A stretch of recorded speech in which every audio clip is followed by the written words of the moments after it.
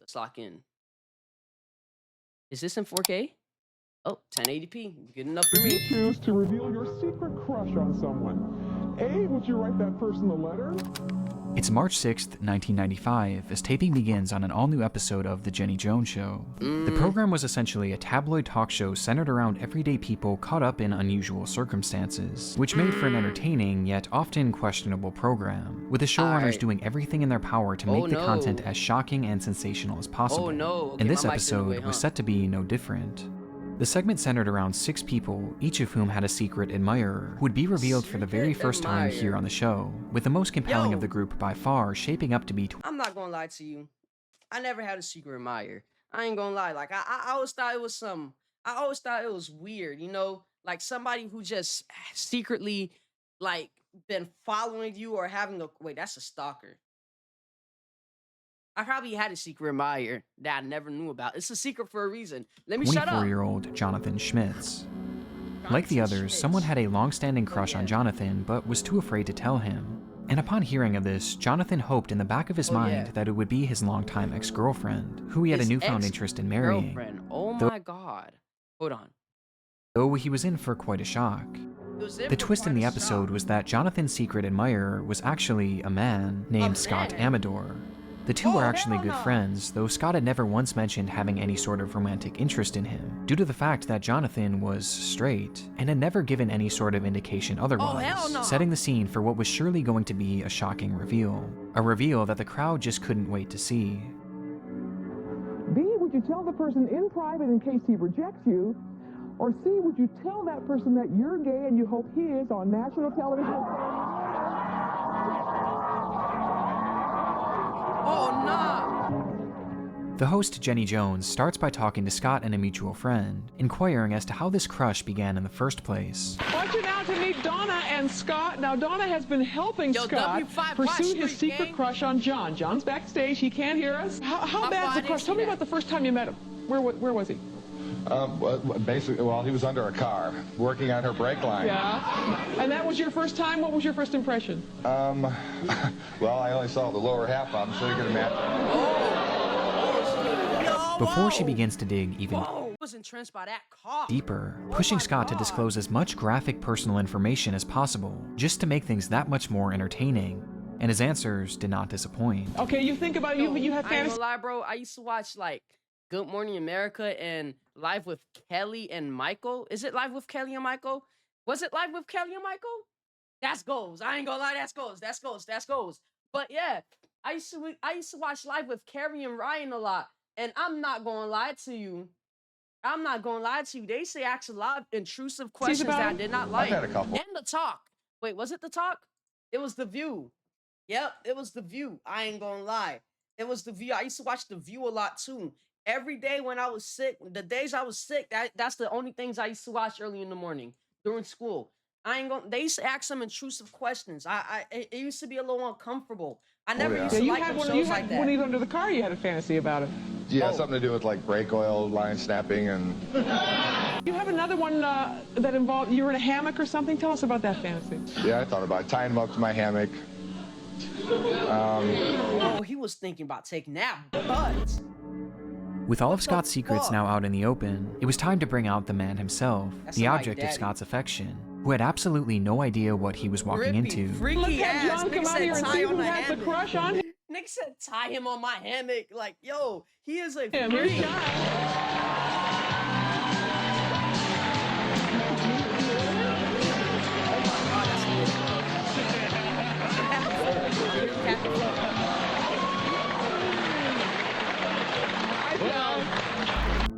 This was the pivotal moment of the show, the big reveal, and perhaps overcome by the excitement of the ratings that she assumed this would bring her, Jenny Jones could hardly wait to blurt out who Jonathan's admirer truly was.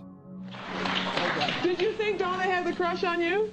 Did I? No, we're good friends. Well, guess what? It's Scott that has the crush on you. You lied to me. He He's slapping the paint Jonathan's away. reaction was certainly one of shock, but the host wasn't quite satisfied, having one more trick up her sleeve in order to garner an even stronger reaction, as she gives the producers the cue to replay Scott's segment, where he discussed his fantasies in depth.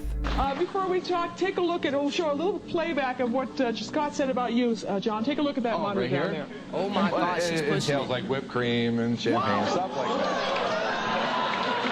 Nick said whipped cream. Oh my God, that is some freak shit. Oh my God. And from here, the segment comes to a close, with Jonathan reaffirming that he is in fact straight, thus dashing Scott's hopes of ever dating the man. Did you have any idea that he liked you this much?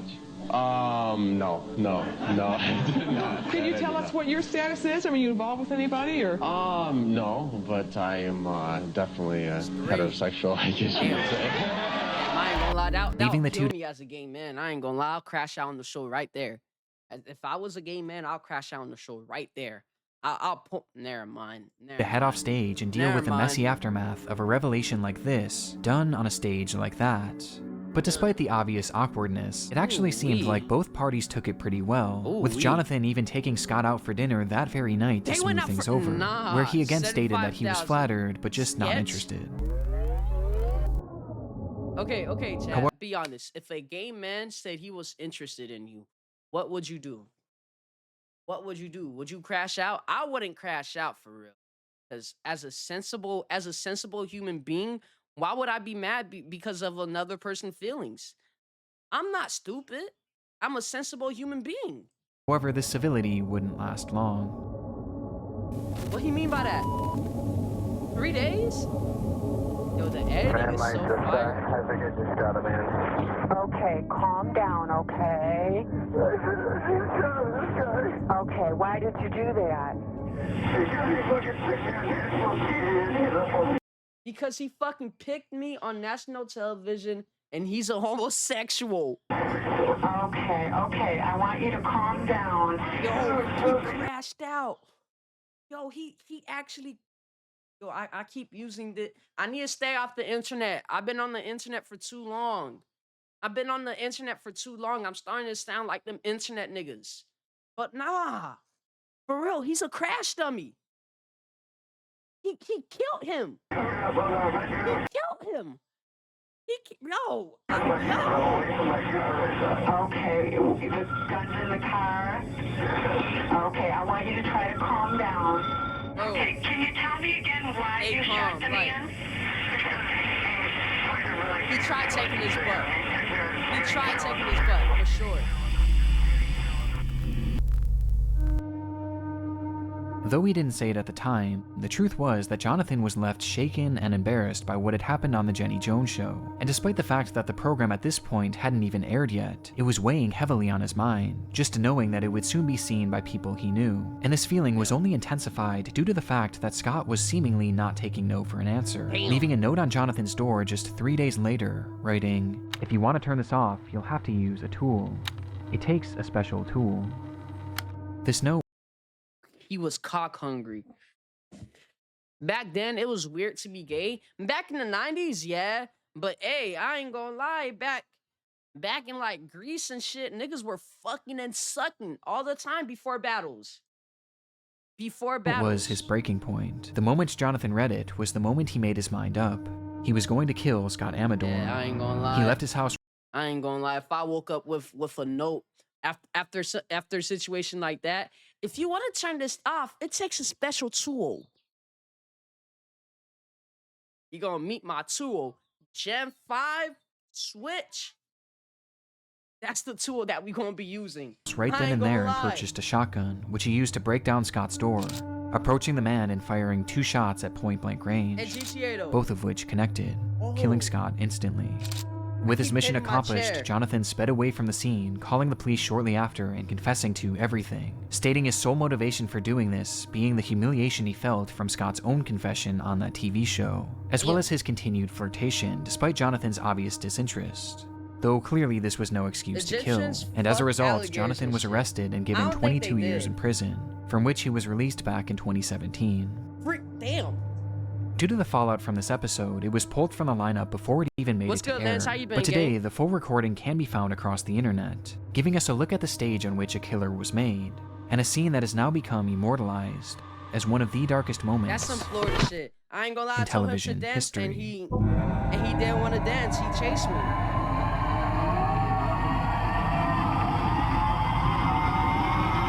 Yo, his intros be fire. I fuck with his editing. I'm good, brother. How about you, man? I'm chilling, gang. I'm hungry as hell, chat. The internet is a dark place, and lurking around every corner Nick are Crowley, you just broke my immersion. Why did you do that? Why did you do that? I did not know how you looked. I did not know how you looked. Now I don't even want to watch the video. I ain't gonna lie. Why did you do that for me? Like, why did you do that to me? Fuck. either go on over to aura.com/Nick Crowley, where you'll get your first 2 weeks completely free, which I've also linked down below in the description. I guess he ain't want that money. 7月4号的晚上，一家人正常入睡。到了5号凌晨，意外发生了。5点半早晨，我醒了。我醒来的时候你不在。He had nowhere else to turn. It had been 11 long, excruciating days since 55-year-old Shu Guli had last seen his wife, Lai Hueli, who had vanished from their apartment in the dead of night. So now, desperate for help tracking her down, he took to the local news stations, putting out a public plea for any information that could help bring her home. Her disappearance occurred on the 4th of July, 2020, which also happened to be their daughter's 11th birthday. To celebrate, Shu made the family a special meal, including his daughter's favorite, meatballs, cooking the entire recipe from scratch, even grinding the beef at home. The dinner was supposedly a success, and to finish things off, Lai and her daughter enjoyed a tall glass of milk poured by Shu before the family turned in for the night. Hours later, in the dead of night, what type of happy-go-lucky family shit this is? Nigga made me, bro. I guess I never had that Shu experience. woke to use the restroom, and upon getting back into bed, he briefly watched his wife as she was sleeping peacefully next to him, before he fell back asleep. He would never see her again. 24 hours later, Lai Hueli was officially reported missing, and a full-blown investigation into her whereabouts was launched, which is where things begin to get strange. When police searched the apartment complex, they noted a large number of security cameras positioned all over the property, both inside and outside of the building, making it all but certain that Lai would be seen in the footage at some point leaving the apartment, which would at least give so they didn't see her, a ghost took her. I already know. Investigators a timeline as to when she left. Yo, what's good, Code? The footage first shows Lai and her daughter taking the elevator up to their apartment at 5:04 p.m., which was presumably right before their meal. From there, over 6,000 hours of footage would be reviewed frame by frame, though strangely, Lai was never pictured again.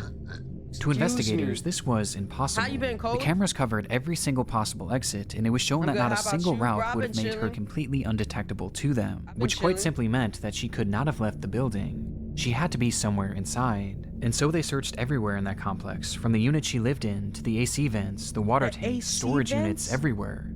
Though still, they found nothing. Yo, Lai was gone. You know how hard it is to not get found in the modern day? Like, a person cannot be found if they don't want to be found. You know how much effort it takes to not get found in the modern day? But at the same time, she clearly hadn't left. It don't take that much effort. It was no wonder why Shu felt so helpless in the situation, and fearing that they were reaching a dead end, he began what essentially became his media tour, as he attempted to get as many eyes as possible onto the case in order to help find his wife.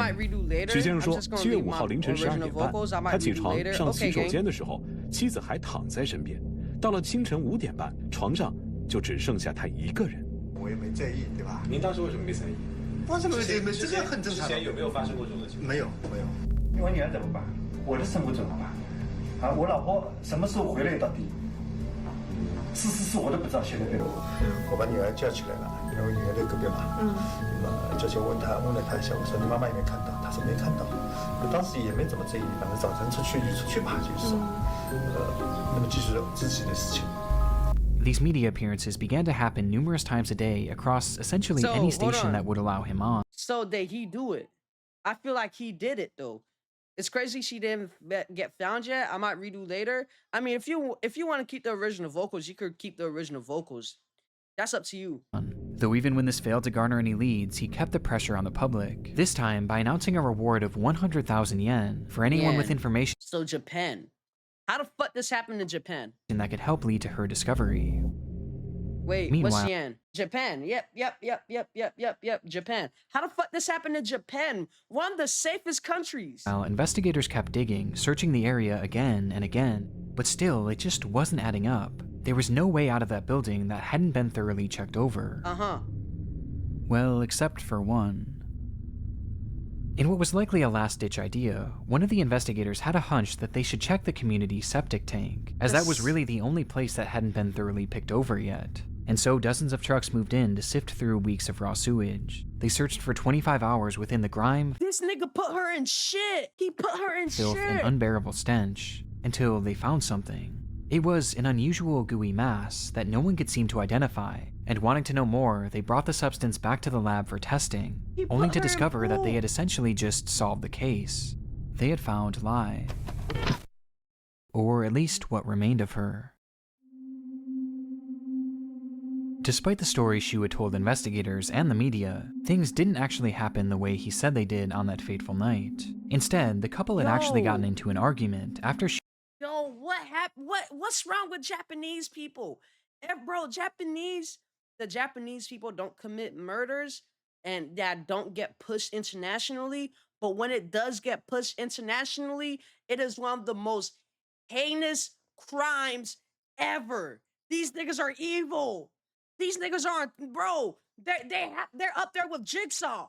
Japanese people Shu had cut his hand while preparing the meatballs, to which he blamed his wife for the injury, causing the two to have a verbal spat. This was supposedly nothing uncommon for the pair, as the marriage had allegedly turned sour years before due to financial strain, meaning that this was far from their first fight, though it would be their last. When Shu handed his wife and daughter their milk for the night, each tall glass had actually been laced with sleeping medication, with the drug immediately taking effect and knocking both of them out. And with the house now silent, he smothered Lai with a pillow, thus ending her life.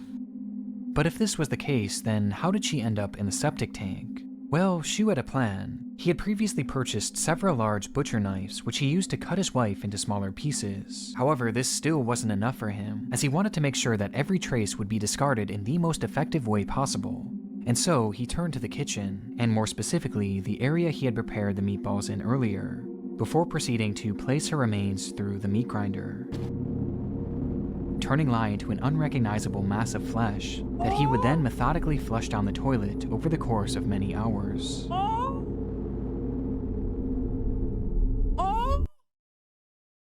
my god! Oh my, he killed his wife and grinded her butt.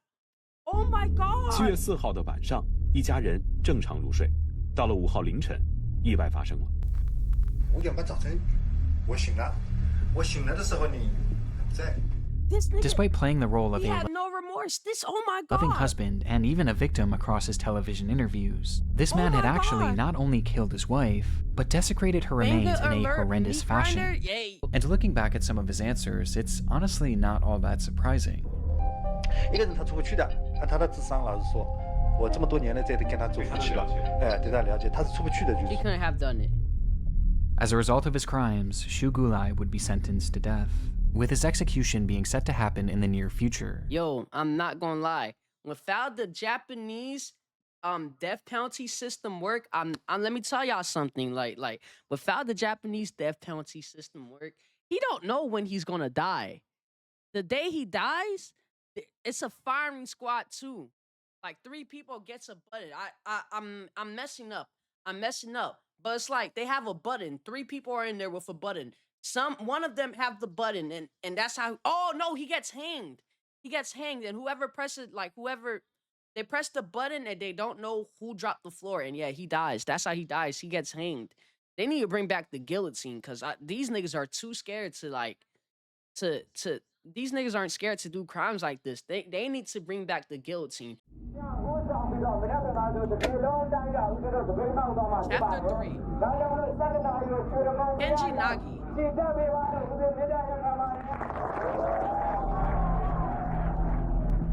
September 27th, 2007. Cameras document an unfolding protest in Yangon, Myanmar, as thousands of people take to the streets to express their displeasure with their government. The demonstration was part of an emerging. Louisiana brought it back. Died in Vietnam or Thailand. Struggle, later known as the Saffron Revolution, with tensions having risen in the month prior, when the government made the decision to remove subsidies on the price of gasoline, thus causing gas prices to inflate overnight by over 60%, throwing the economy into instant turmoil. In response, this Saffron Revolution began, which was largely spearheaded by the monks of the region, who all preached a peaceful protest, believing that the government would soon come to its senses when they saw that their citizens were unified against them. However, the government showed no signs of letting up. In fact, on this day, they had actually begun taking offensive measures, going as far as to arrest hundreds of monks in response to their picketing. For the residents, this Why the monks? They're peaceful. display was shocking, as they struggled to understand how their own government could jail these religious figures, but they had no idea just how much crueler they could get. As the demonstrators marched in the street that day, a line of officers announced that they had 10 minutes to go home, or else they would face dire punishment. But the crowd refused to back down, being intent on marching on to let the world know just how serious they were. And with neither side willing to budge, the officers began to fire their weapons, first into the air as a warning, and then directly at the protesters.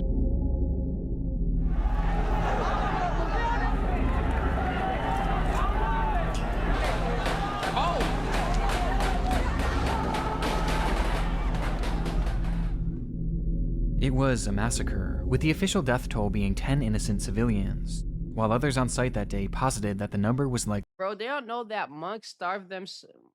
They don't know that monks starved themselves to preserve their skeleton in a box for 60 days. That's a tradition in Buddhism to reach enlightenment. What was it? much higher. The footage is disturbing on its own, but there was another layer to this ordeal, one unexpected variable. A man named Kenji Nagai. Kenji Nagai. Yeah, I'm craving coffee right now. Nagai was a journalist from Japan with a lengthy track record of reporting on situations in dangerous, even war-torn countries, building up an impressive resume in the journalism community. And during the Saffron they made a nigga dance. Revolution, he was visiting the region with his camera to document the events firsthand, as he had done with so many conflicts before.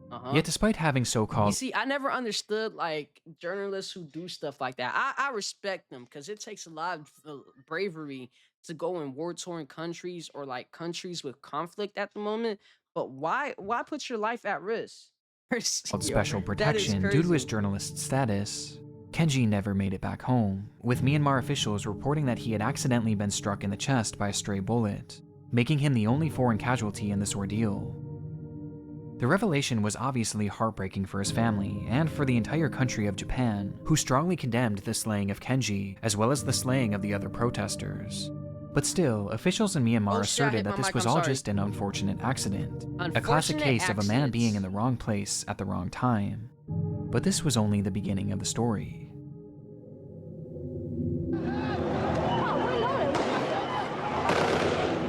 I hate these OnlyFans hosts with all my heart. Days later, the Japanese media would receive a video recording of the bloodshed that occurred on that notorious day, when the streets of Yangon turned into a one-sided battlefield, and the contents were alarming to say the least.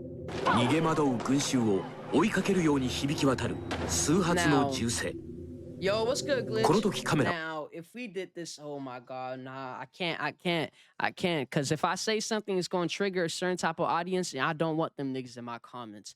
Well, you see, how could you, like, yo, shut up. What's good, Glitch? I'm trolling this fool and XT. The footage shows a crowd of people desperately running for their lives. When in the corner of the frame, you could see a man dressed in white, holding a camera as he falls to the ground. It was Kenji Nagai, and he hadn't tripped or even been shot at this point, but instead, he was seen being pushed by a soldier. A soldier who now pointed his weapon at the man who was now lying helplessly on the ground, and fired a shot directly into his chest, leaving him there to die. That's just evil. Following this, a separate photographer on the scene managed to capture an image of Kenji. That's just evil. That's just evil. I hope he burns in hell. I hope the person who did that burns moments in hell. After the attack, and in the photo, Nagai was still holding onto his camera, documenting the carnage around him, as he laid there bleeding to death, having taken a bullet directly into his heart. The revelation was shocking for a few reasons. Most obviously, it disproved the initial claims that Kenji Nagai had been shot by a stray bullet, as this was clearly and quite literally an execution. But it also showed the entire world these harrowing yet inspiring images of a fearless, passionate journalist who continued documenting the battle around him, even as the life left his body, with his corpse being shown minutes later still holding on to that camera. Oh, he was still which leaves us with one burning question. What happened to that camera? Kenji Nagai had quite literally given his life to capture the images on that device, and with the man being so close to the action, it was likely that whatever was on that camera was incredible, and perhaps even showed his execution up close, which could give more details about how exactly his passing came to be. Yet when his body was returned back to his family in Japan, that camera was nowhere to be found, despite it being in his hands when the government took the camera. He passed. Had it been left behind? Was it destroyed in the carnage? Well, it wouldn't take long for these two questions to be answered, as more footage of the event would soon emerge, again on Japanese television. The clip appeared to show one of the soldiers responsible for Kenji's death going in and physically prying the camera from the dead man's hand, and from that point on, it had never been seen again. And with that, one of the most unique lost media searches of all time was underway. And this wasn't an example of lost media that's better off staying lost either, as Kenji's own family was desperate to get this camera back in order to showcase his final images to the world. And so they put out various requests, pleas, and even started a petition begging the government of Myanmar to turn the camera over, assuming that they were the ones who held it in their possession. Though despite the immense public pressure throughout the years, nothing ever came of their pleas. Yo, robbing a dead man is crazy. In fact, not only did the Myanmar government refuse to give it up, but they continued to assert that Kenji's death was nothing more than an innocent accident. And for many years it would remain this way. Until out of nowhere, a full decade and a half later... A bag is not a bag. Oh! I-Chat will officially hand over the camera. Oh, they found the camera! A press conference was held with the family of Kenji Nagai as the camera was finally returned to their possession.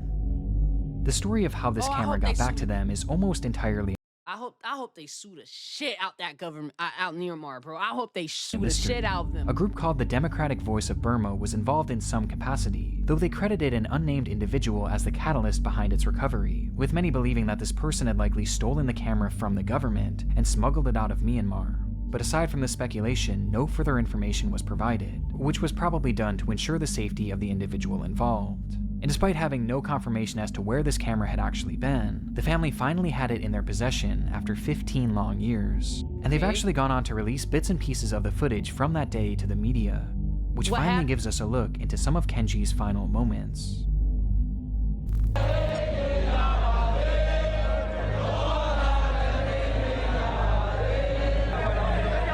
You see that being all peaceful and shit?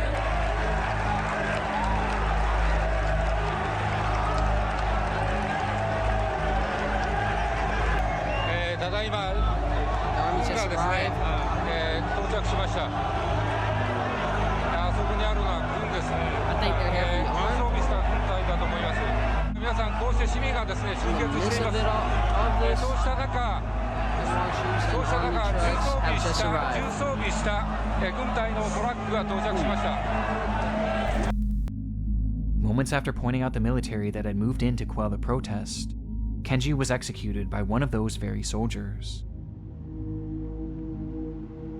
It's unclear how much more footage was actually on that camera, but for the time being, this is all that's been released to the public, and it's likely to remain that way forever. Today, his family hopes that this footage will help highlight the fact that the problems in Myanmar are actually still very prevalent, with the civil unrest continuing to lead to the deaths of hundreds, even thousands of people per year. As for many of the citizens, the battle rages on. Though in a somewhat poetic fashion, the recovery of Kenji's camera actually brought the situation back into the news cycle, meaning that even after his death, Kenji Nagai continues to make a difference. Is that Chicago of Japan? That is a whole nother country. That is a whole nother country. Und hier ist der Mann, der aus der Kälte kam. Thomas Gottschalk. Wetten das? Oh yeah, they're German. Oh my god, I already know what's about to happen. I already know they're... I think I can really just move my desk It was always a big deal when Wet and Das would go on air. After all, it was far and away the most popular show in all of Europe, drawing in millions of viewers to see what crazy segments the show would come up with. The premise of the show was that the contestants were given various unusual challenges that they would attempt to complete in front of a live television audience, with these challenges always being somewhat tailored to the contestants' lives. Though these silly challenges would usually be contrasted by someone attempting something a bit more daring, with these stunts often being reserved for people with some sort of special training beforehand, to assure that they were physically and mentally up to the task in order to avoid injury. The show was very intriguing, with an air of fun and danger all rolled into one, as you never really knew what you were gonna get when you tuned in. Yo, shifting my desk has to be the stupid Germans. What the fuck? Shifting my desk has to be the best idea I had. Kanye favorite people. What the fuck? Leading to their program pulling roughly 20 million viewers per episode at its peak, which was also helped by the A-list celebrities that often made appearances. And on December 4th, 2010, the lineup was particularly stacked, with Cameron Diaz being featured as well as Justin Bieber, who was set to perform in front of the millions watching at home. But first, things would start off with a stunt performed by 23-year-old Samuel Koch. Samuel was a stuntman and actor in training, already having one stunt credit to his name and a vast amount of training under his belt, making him the perfect candidate to perform something more dangerous and physically demanding. Oh, my fault, gang. With this in mind, Samuel was given the task of jumping over 5 moving cars, each of which progressively getting longer and harder to clear. And in order to help make things a bit easier, he was given spring-loaded boots, or kangaroo shoes, which would allow him to jump higher. Oh yeah. The stunt was right on the border of this nigga think he's ISO speed, huh? Samuel's capabilities, as during his practice runs, he was just able to clear most of the vehicles, though not without falling multiple times, making it a true challenge, which was what the show was all about. And at Samuel's request, his segment would open the show, with his mother watching from the stands, having a microphone attached to her, ready to capture her reaction. Jetzt hat das Timing.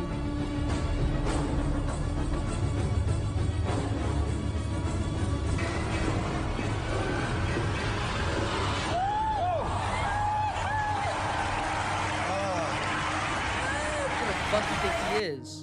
The first jump goes off cleanly, making it obvious that Samuel could actually do this. Though when approaching the second car,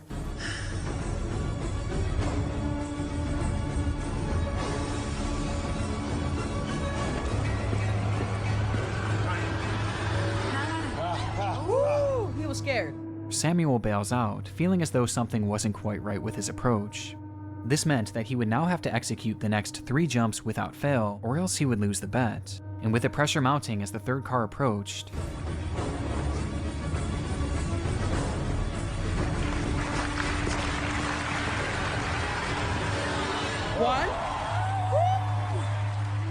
he nailed it, leaving him just 2 jumps away from winning the prize. Though waiting for him inside that 4th car was a surprise. The drivers of these vehicles weren't just employees of the show, they were actually people Samuel knew, all of which had been good friends of his up until this point. But for the 4th car, with the pressure already on, it would be his own father behind the wheel.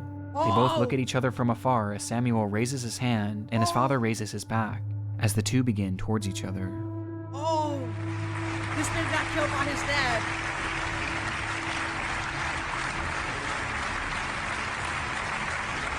This nigga got taken out by his dad. This nigga got taken out by his dad. Samuel jumps, but immediately something is wrong. Oh my god, that's tough. He's just a bit too low, causing the back of his head to make contact with the windshield. From the footage, it looks like just a graze, so insignificant that you might miss it. But in reality, it's believed that in this moment, Samuel hit his head in such a way that he was knocked unconscious, leaving him in the air with no way of sticking his landing. And with that, he falls to the ground, unable to protect himself, landing directly onto his face, with his mother's microphone briefly capturing her initial reaction. Oh, in front of his mom too?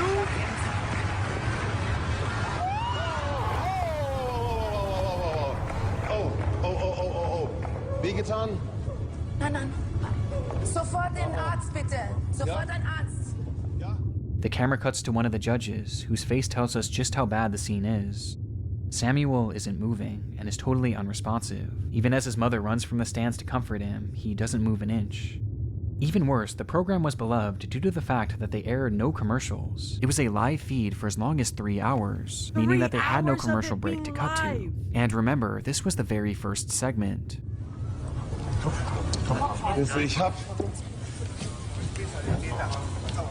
Instead, the cameras show the audience, all of whom were standing there stunned in complete silence, got done by like a Baki villain. Oh my god! Rush in to help the man. My fault. That was not funny. It would be several excruciating minutes before the host, Thomas Gottschalk, announced that the show would be canceled for the evening, ending the program early for the very first time in its history. That was not funny. That was not funny. That was not funny. That was not funny. That was not funny. That was not funny. With the host being so shaken by what he had witnessed that he resigned immediately after the show. He resigned?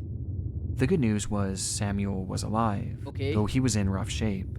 Two of his cervical vertebrae had been fractured and his spinal cord was badly damaged, which left him fully paralyzed from the neck down, turning him instantly into a quadriplegic. And what makes the situation that much more depressing was that, again, his father was the one driving, likely leaving him with unimaginable guilt, despite the fact that it clearly wasn't his fault.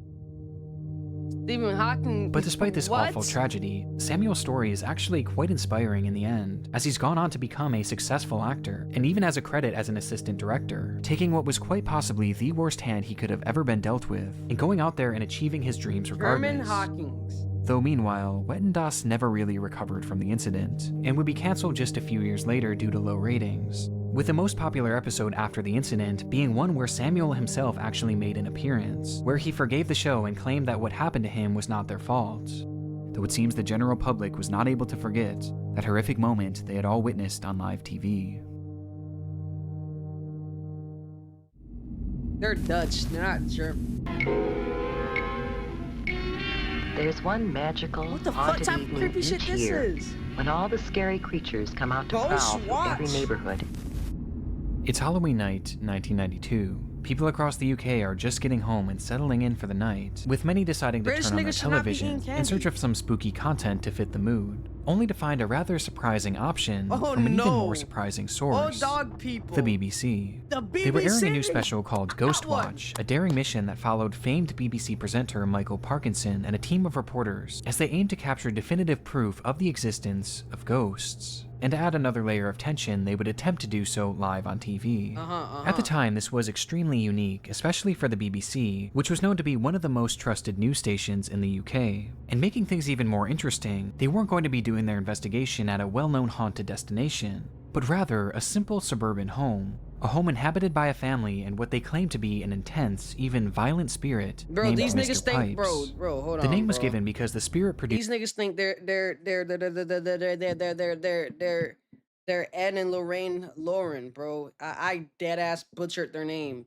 They think they're the niggas from The Conjuring and shit. Like, yo, leave that shit alone, bro. Produced loud banging noises, which the mother initially believed to be the home's old water pipes. The mother's name was Pamela Early, and she lived in the home with her two daughters, Suzanne and Kim. And for months, they've been desperately trying to get the media's attention to help with these hauntings. However, most reporters who visited the scene labeled them as crazy. And so this was their moment to prove to the world that these paranormal occurrences were in fact real. Though early on, most viewers were left feeling the exact opposite way.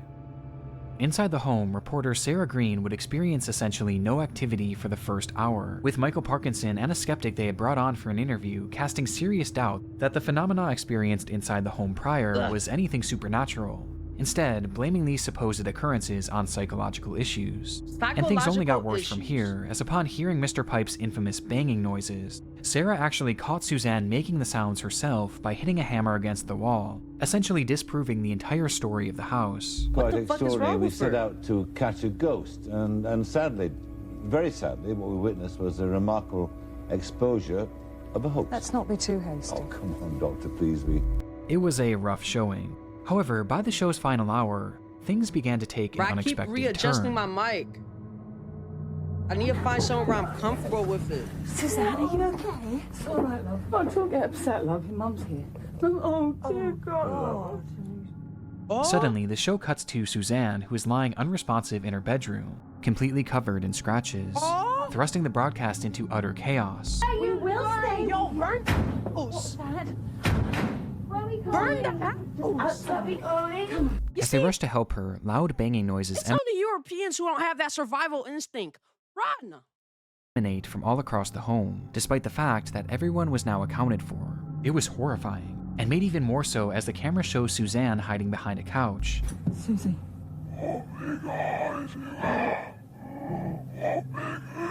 Stop it! Stop it, Susie! Where she begins to speak in a low, unrecognizable voice, almost as if she was possessed. God be with me. Now, in case you haven't caught on yet, Ghostwatch me. is a work of fiction. The entire show was actually a staged, pre-recorded movie, with everyone you see here being actors, except for Michael Parkinson, who was actually a presenter of the BBC, who was used to make the movie look as authentic as possible, in order to terrify the viewers. In fact, the show had even started with a brief disclaimer, explaining that this was all going to be a staged performance. Now, on BBC One, Screen One presents an unusual and sometimes disturbing film marking Halloween. Using the modern idiom of the outside broadcast, Michael Parkinson, Sarah Green, Mike Smith, and Craig Charles star in Ghostwatch. But the problem was, most people didn't see this. And with the movie aiming to look as authentic as possible, many just took it at face value and truly believed that they were watching an actual real-life possession unfolding before their eyes. And the program wasn't over either. I won't spoil too much of the film, but from this point on, everything is chaotic and extremely tense, leading to the revelation being made that through this program, they had essentially just performed one massive seance, which left each of the 11 million viewers watching at home supposedly susceptible to demonic possession, with the program ending with Michael Parkinson himself becoming possessed. When you assure me that my wife is safe, we have got an emergency generator. Whether or not we should bring it in, I don't know. I'm not going. Or to keep us working. Round and round the garden, like a teddy bear. After which the camera shuts off and Ghostwatch comes to an end. The program immediately caused widespread panic, with the network receiving over 30,000 phone calls that night, most of which coming from horrified viewers. Even Parkinson's own mother phoned the show in hysterics, as she genuinely believed her son had been possessed and potentially even killed. The stories from that night are incredible, with one woman calling the show and demanding compensation for a new pair of trousers, as her husband had quite literally defecated himself out of fear, as well as two boys who presented to their doctors with symptoms of PTSD. It was complete and utter madness. But of all the reactions to Ghostwatch, one individual took it the hardest. Yo, nigga Among the shitted himself. Nigga defecated him. Yo, let's go back. Incredible, with one woman calling the show and demanding compensation for a new pair of trousers, as her husband had quite literally defecated himself. Her husband, grown-ass man, shitted himself out of fear, as well as two boys who presented to their doctors with symptoms of PTSD. It was complete and utter madness. But of all the reactions to Ghostwatch, one individual took it the hardest. Among the 11 million viewers watching was an 18-year-old named Martin Denham, who was tuning in from his family's living room with his parents and younger sister. As the show progressed, Michael began acting strangely, curling up into a ball and becoming unresponsive. All the while, his eyes stayed locked on the screen, watching these horrific events unfold, with his family describing it as if he had been hypnotized. Nigga said hypnotized. Now, Martin did suffer from a learning disability, which apparently affected his behavior at times, but this was something entirely new. Starting that night, he was overcome with intense paranoia, as he began hearing noises around the house, which his parents recognized as the water pipes. This explanation only increased Martin's fear, however, as this was the exact excuse the mother had used on Ghostwatch to initially explain the paranormal phenomena. And so each time he heard these deep thudding noises, he believed they were coming from Mr. Pipes, with a spirit infiltrating his home thanks to that cursed show that he still believed to be real. Over the next few days, Martin refused to spend any time in the dark, and even asked to switch bedrooms as he believed Mr. Pipes was hiding in his walls. But nothing could alleviate his panic. It was all just too much. 5 days after Ghostwatch aired, Martin Denham would end his own life, leaving behind a note that read, "Please don't worry, if there is ghosts, I will now be one, and I will always be with you as one." Ghostwatch was created to provide a viewing experience that was as realistic as possible, and unfortunately, in this case, it succeeded a little too realistic, thus causing the show to be banned from broadcast in the UK, where it has never aired since. Though today, you can still find the full movie across various streaming services, where despite the terrible, unfortunate tragedy that entailed, it's still renowned as an integral part of horror history, while simultaneously being remembered as one of the darkest moments in television history. Fuck. Fuck. That nigga. How did he learn how to die? What?